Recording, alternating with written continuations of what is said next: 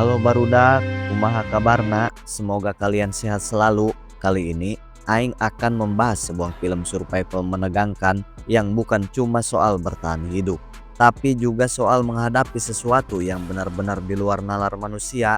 Namun sebelum masuk ke ceritanya, alangkah baiknya rencang-rencang meng-subscribe channel ini agar tidak ketinggalan video terbaru lainnya. Oke, daripada kopi kaburu beak, kita langsung saja berangcut.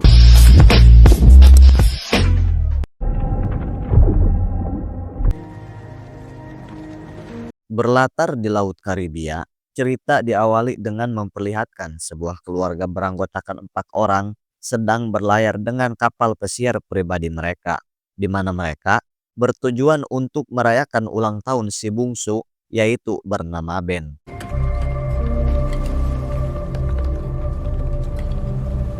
Si ayah Ben, yaitu kita sebut saja Thomas, ia merupakan seorang ilmuwan bawah laut dan mengajari Ben cara memancing yang benar. Now you're ready to cast it. And while you cast it, you need to release the line. Sementara itu, mami Ben bernama Julia berprofesi sebagai dokter dan kakaknya kita sebut saja Casey terlihat sedang bersantai menikmati sinar matahari.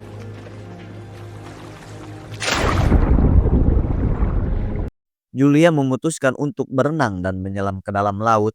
Beberapa menit kemudian, ia mulai merasa ada sesuatu yang tidak beres dengan air di sekitarnya.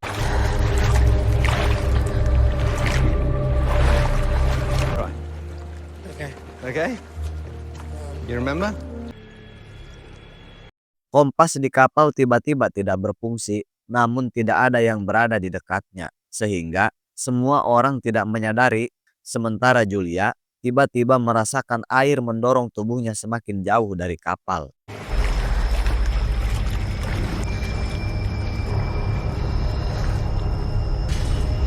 Kepanikan pun melanda saat ia berusaha berenang kembali, tetapi justru semakin terseret arus. Julia berteriak meminta tolong, namun tak seorang pun mendengarnya. Tak lama kemudian, Tom mendengar suara aneh dan memeriksa keadaan kapal. Cassie! Hey, Cassie!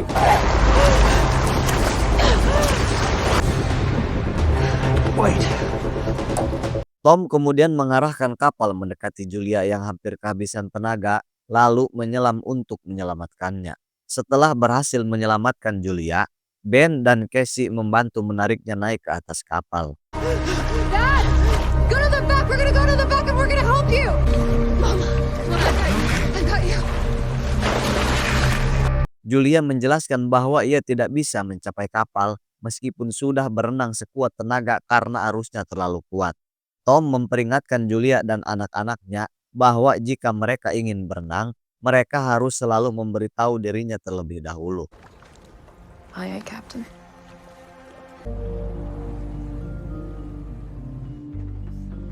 Malam harinya, keluarga itu merayakan ulang tahun Ben yang ke-13. Tom dan Julia menghadiahkan Ben sebuah laptop si unyil.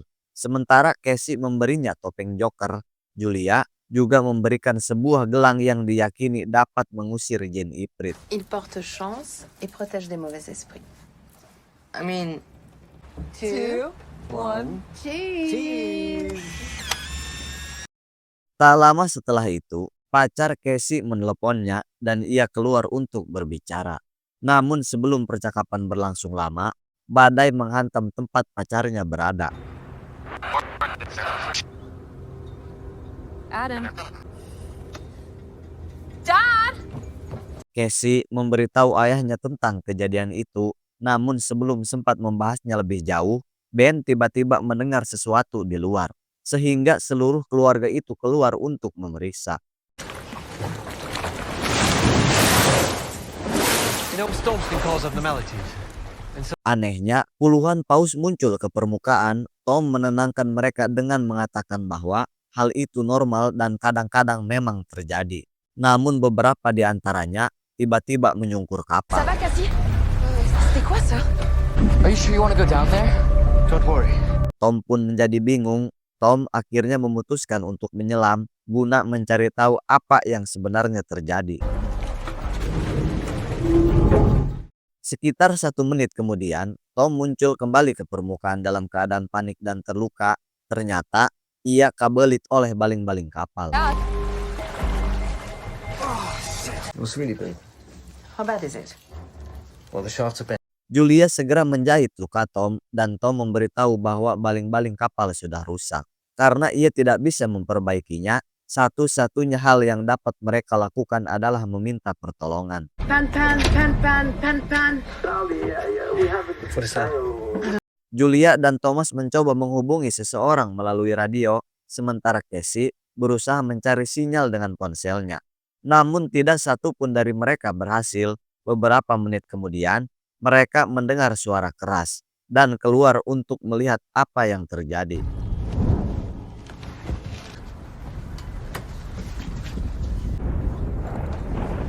Dad, what is that?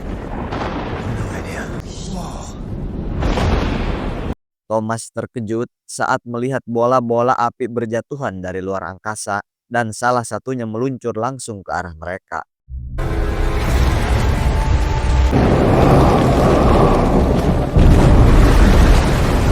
Dengan sisa tenaga terakhir dari mesin kapal, Tom memutar arah kapal menjauh dari benda yang jatuh itu tepat sebelum mesin meledak.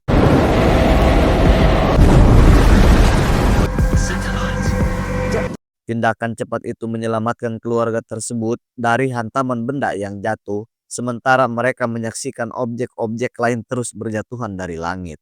Tom menyadari bahwa benda-benda itu adalah satelit buatan manusia yang jatuh dari langit.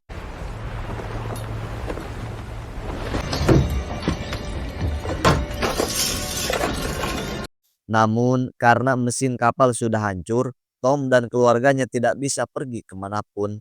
Tak lama kemudian, kapal mulai bergerak tak terkendali, terbawa ombak yang semakin kuat.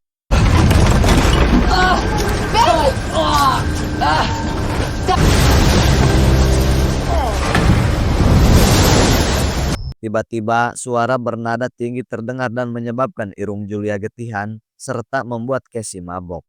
Entah suara apa yang terdengar, sehingga seluruh anggota keluarga merasakan dampak suara tersebut.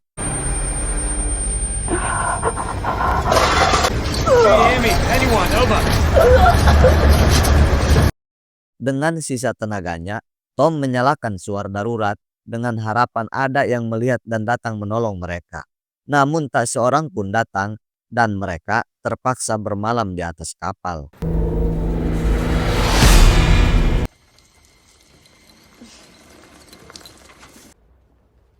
Keesokan paginya, mereka mendapati kapal penuh dengan lubang. Saat keluar, mereka terkejut karena kapal mereka ternyata tidak berada di daratan yang sewajarnya, melainkan terdampar di dasar lautan yang telah mengering.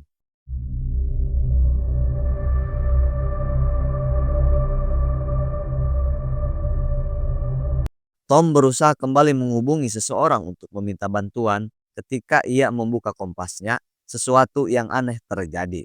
Jarumnya menunjuk ke utara di tempat yang seharusnya selatan, seolah-olah kutub bumi telah bergeser. This is simply not possible. Tom menjelaskan bahwa peristiwa seperti ini pernah terjadi hampir 1 juta tahun lalu, meren, ketika lautan berubah menjadi daratan dan hampir memusnahkan seluruh kehidupan. Casey hancur mendengar hal itu, menyadari bahwa kemungkinan besar pacarnya telah meninggal. On est vraiment sûr de rien, hein? Sementara itu, Tom kembali mencoba menghubungi seseorang melalui radio, sementara Ben menerbangkan balon ke udara dengan harapan ada yang melihat mereka. Far away.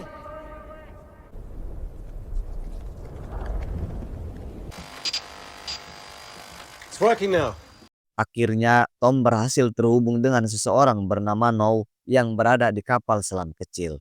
Nou menjelaskan bahwa mereka sedang menyelam di laut dalam ketika air laut tiba-tiba surut, dan sebagian besar sistem komunikasi kini tidak berfungsi. Impossible to say as it stands. I can't believe it. The conspiracy theory nuts.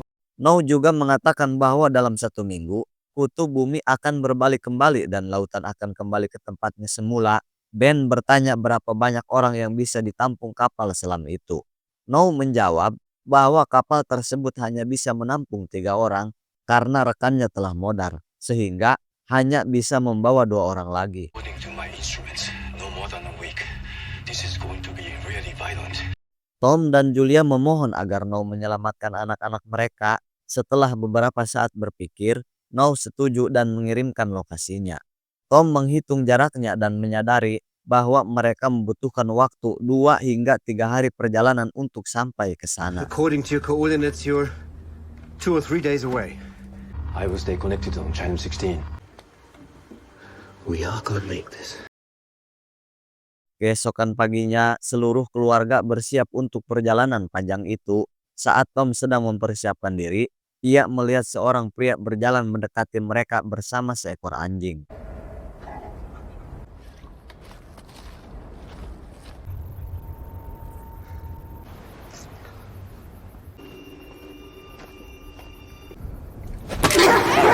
Julia yang melihat dari kejauhan mencoba berlari menghampiri untuk menolongnya, namun tiba-tiba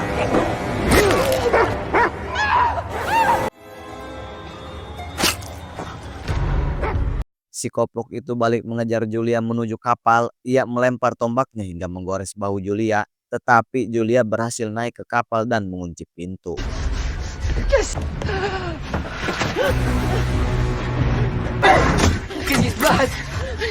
Julia segera menyembunyikan anak-anaknya yang ketakutan di bawah sofa yang juga berfungsi sebagai tempat penyimpanan.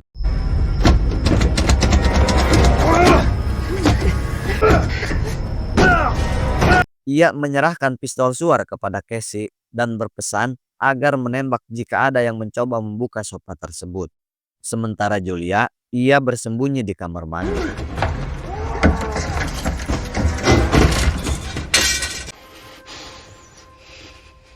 Dengan cepat Julia menambah lukanya, sementara pria yang tampak sangat kelaparan itu memajuh apapun yang ia temukan di kapal.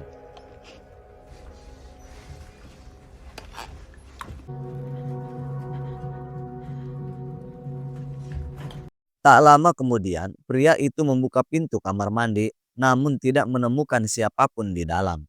Julia ternyata berhasil melarikan diri melalui sebuah lubang keluar kapal. Namun anjing milik pria itu menemukan Julia, sehingga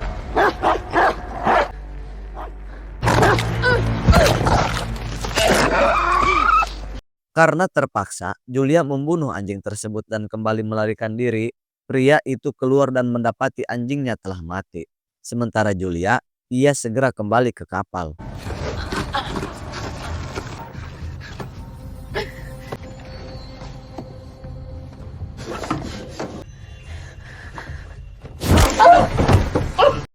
Casey yang menyaksikan dengan ketakutan akhirnya menembakkan pistol suar ke arah pria itu. Sinar suar tersebut memicu kebakaran, sehingga keluarga itu segera berlari keluar.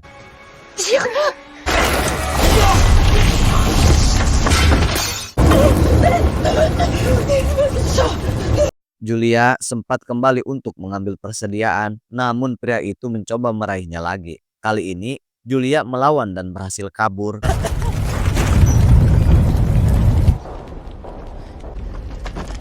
Di luar, mereka menangis di dekat jasad Tom, tetapi segera kembali berlari karena pria itu ternyata masih hidup dan terus mengejar mereka.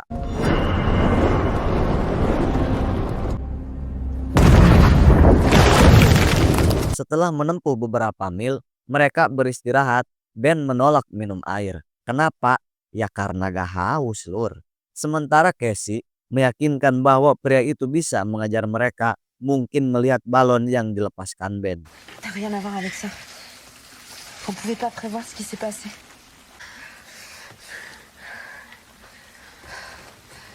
Perjalanan pun berlanjut dengan pria itu tetap membuntuti tanpa henti. Kemudian di sana Ben memeriksa bangkai hiu martil yang mati. Namun tiba-tiba Julia menyadari pria itu kembali mendekat.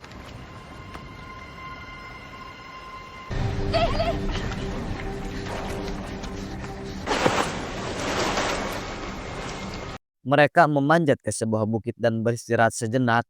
Julia memberikan sisa air dalam botol kepada Ben. Tetapi ia bingung karena botol itu sebelumnya penuh. Je crois que j'ai oublié de la revisser. Comment on va faire sans eau, putain? Mais pourquoi tu me gueules dessus comme ça, c'est bon? Casey pun tersulut emosi mengatakan bahwa mereka semua akan mati juga. Dan satu botol air tidak akan membuat mereka bertahan hingga akhirnya mereka memutuskan untuk terus bergerak.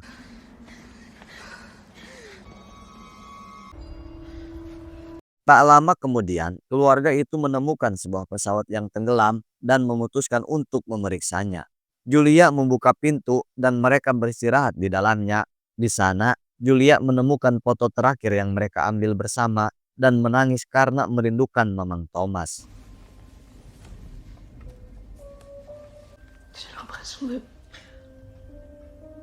Setelah beristirahat, Casey keluar dan duduk sendirian di dekat pesawat. Pria itu melihatnya dan mendekat untuk membunuhnya.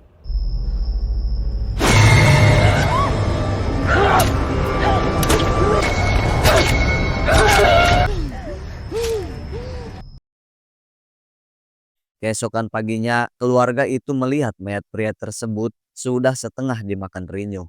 Julia menyadari pasti ada sesuatu yang lain berkeliaran di dasar lautan yang mengering itu, sehingga mereka harus segera pergi. Mereka kemudian melanjutkan perjalanan.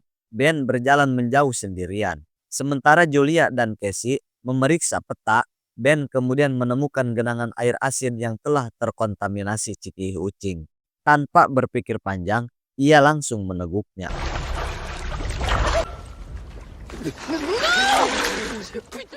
Julia segera berlari menghampiri Ben dan menghentikannya, memperingatkan bahwa air itu bisa membuatnya sakit. Dan benar saja, tak lama kemudian Ben langsung ngagoler di tempat.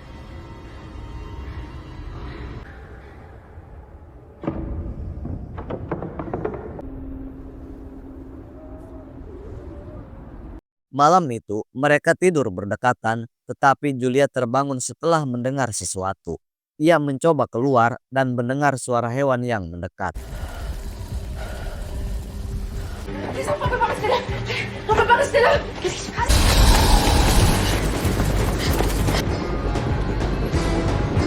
Tak lama kemudian mereka menemukan sebuah kapal tempat sekelompok orang sedang mencari sisa makanan. Julia berteriak meminta tolong, tetapi orang-orang itu menolak membantu.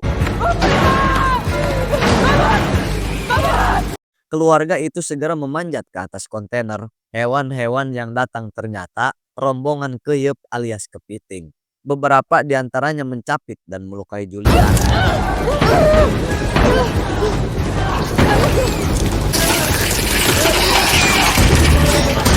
Namun kontainer tempat orang-orang bersembunyi memiliki lubang di bagian bawah sehingga kepiting itu masuk dan memangsa semua orang di dalamnya.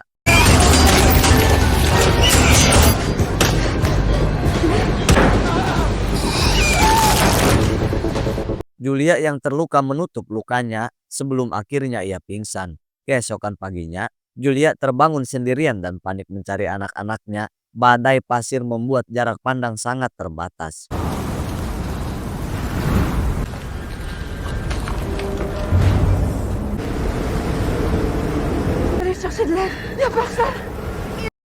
Mereka mengambil senjata dari orang-orang yang telah tewas dan Julia mensterilkan lukanya menggunakan bubuk petasan dan korek api.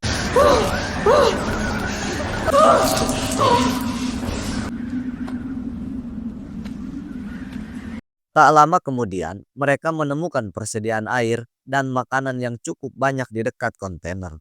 Juga sebuah radio. Julia menggunakan radio itu untuk menghubungi No, mengatakan bahwa ia sudah sangat dekat, tetapi tidak bisa menemukan lokasinya. What is this shit? Arthropods from the abyss.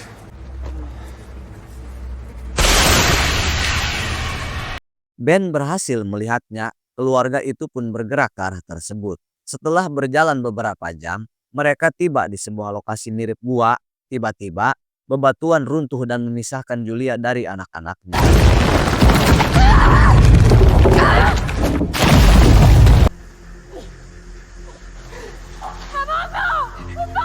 Julia meyakinkan Casey dan Ben untuk terus maju karena ia tidak bisa memanjat akibat kakinya yang terluka. Selain itu, ia tahu kapal selam itu hanya bisa menampung maksimal 3 orang. Casey dan Ben berlari menuju kapal selam dan menemukan No dalam keadaan terluka parah. Oh my god. Casey memutuskan kembali untuk menjemput Julia, sementara Ben memberikan jimat keberuntungannya kepada sang kakak. Sementara itu, kawanan kepiting kembali mendekati Julia, sehingga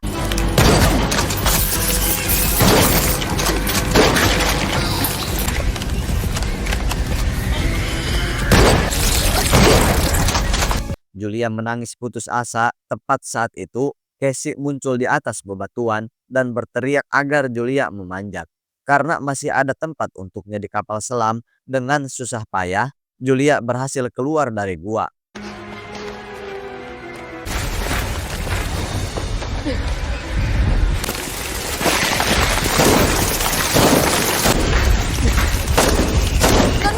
Dari jendela, mereka melihat kapal selam mereka dikelilingi kepiting. Tak lama kemudian, lautan mulai kembali. It's coming.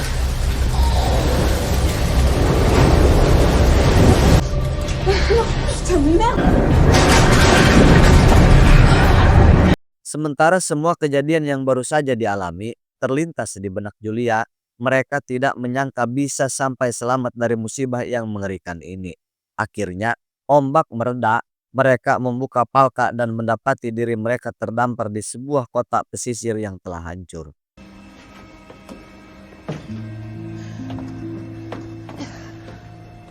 Tempat yang dulu ramai dengan pantai indah, kini menjadi wilayah kosong yang hanya dihuni burung piik dan burung joni lainnya. Sebagian besar, bahkan mungkin hampir seluruh umat manusia telah musnah. Kini Julia dan keluarganya dihadapkan pada tugas berat, membangun kembali peradaban manusia dan mulai segalanya dari awal. Tanpa ada siapapun di sekitar mereka untuk membantu. Dan tamat. Pesan yang bisa kita ambil dari film ini, andai aku dan kamu terjebak berdua di kota ini, mungkin burungku tidak akan kesepian.